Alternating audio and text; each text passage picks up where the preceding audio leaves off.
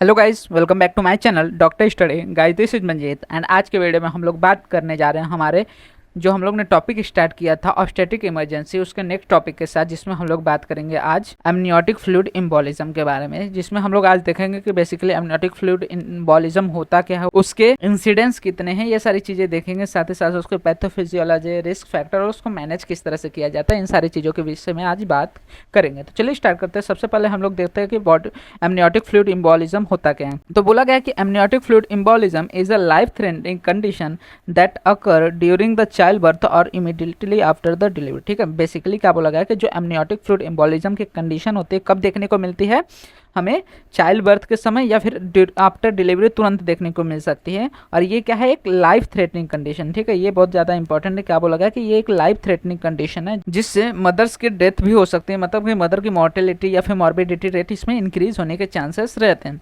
बोला गया it is very rare and affecting about 1 in 40,000 delivery. ठीक है, बहुत रेयर कंडीशन है और 40,000 में से सिर्फ एक डिलीवरी को ही ये अफेक्ट करती है।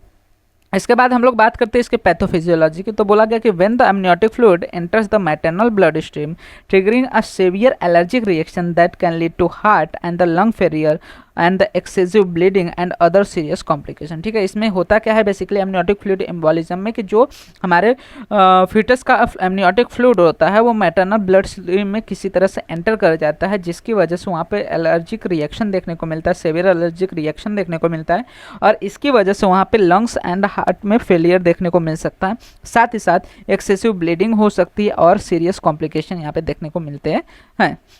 इसके रिस्क फैक्टर की बात करते हैं कि किन किन कारण से ये एमनियोटिक जो एम्बोलिज्म है वो देखने को मिल सकता है। तो बोला गया कि एडवांस मैटरनल एज, अगर मदर की एज 35 साल से ज़्यादा की है तो वहाँ पे ये कंडीशन देखने को मिल सकती है। अगर मल्टीपल प्रेगनेंसी है, ट्विंस या ट्रिपलेट की कंडीशन है, तो वहाँ पे हमें सेम कंडीशन देखने को मिल सकती है। अगर प्लासेंटल एबनॉर्मेलिटीज़ है, ठीक है, प्लासेंटल एबनॉर्मेलिटीज जैसे कि प्लासेंटल अब्रेप्शन जैसी कंडीशन वहाँ पे है, तो ऐसे कंडीशन में भी हमें वहाँ पे एमनियोटिक फ्लूइड एम्बोलिज्म की कंडीशन देखने को मिल सकते हैं। इंड्यूस्ड लेबर हो या फिर सिजेरियन सेक्शन जैसी कंडीशन है या फिर प्री इक्लेम्सिया जैसी कंडीशन है जिसमें जो हमारा मदर का ब्लड वेसल्स है वो ओपन हो रहा है टू द एमनियोटिक फ्लूइड, जिसकी वजह से amniotic fluid maternal blood flow में या फिर मैटरनल ब्लड स्ट्रीम में एंटर कर जा रहा है, जिसके वजह से यहाँ पे हमें एमनियोटिक फ्लूइड एम्बोलिज्म की कंडीशन देखने को मिल सकती है। इसके क्लिनिकल फीचर्स क्या है, क्या चीज़ें हमें देखने को मिलेगी अगर यहाँ पे एमनियोटिक फ्लूइड एम्बोलिज्म की कंडीशन अगर जनरेट हो जाती है। तो ऐसे में मदर को एक्यूट ब्रीथलेसनेस की कंडीशन देखने को मिलती है, जैसा कि हम लोग ने देखा कि एलर्जिक रिएक्शन होता है जिसमें लंग फेलियर जैसी कंडीशन हो सकती है,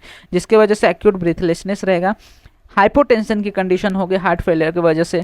उसके बाद अनकंट्रोल्ड ब्लीडिंग देखने को मिल सकती है, कार्डियक अरेस्ट हो सकता है, सीजर्स आ सकते हैं फीमेल को, और साथ ही साथ फीटल डिस्ट्रेस की कंडीशन भी देखने को मिल सकती है अगर फीटस अभी लेबर के अंदर ही है तो, क्योंकि मदर क्या हो रहा है एक्यूट ब्रीथलेसनेस में जा रही, तो उसके वजह से फीटस के ऊपर भी इसका इफेक्ट पड़ेगा, जिसकी वजह से फीटल डिस्ट्रेस जैसी कंडीशन यहाँ पे देखने को मिल सकते हैं। वहीं पे बात करते हैं इसके ट्रीटमेंट या फिर मैनेजमेंट की। तो मैनेजमेंट में क्या करेंगे, जैसे जैसे हमारा सिम्टम्स है उसके हिसाब से हम लोग क्या करते हैं, इसको मैनेज करते हैं। मैनेजमेंट में क्या करेंगे, सबसे पहले इमीडिएट इमरजेंसी केयर यहाँ पे प्रोवाइड करना बहुत ज़्यादा जरूरी होता है, जिसमें हम लोग तुरंत क्या करेंगे, एक्यूट ब्रीथलेसनेस की कंडीशन है तो हाइपोक्सिया में पेशेंट ना जाए इसलिए ऑक्सीजन थेरेपी देंगे।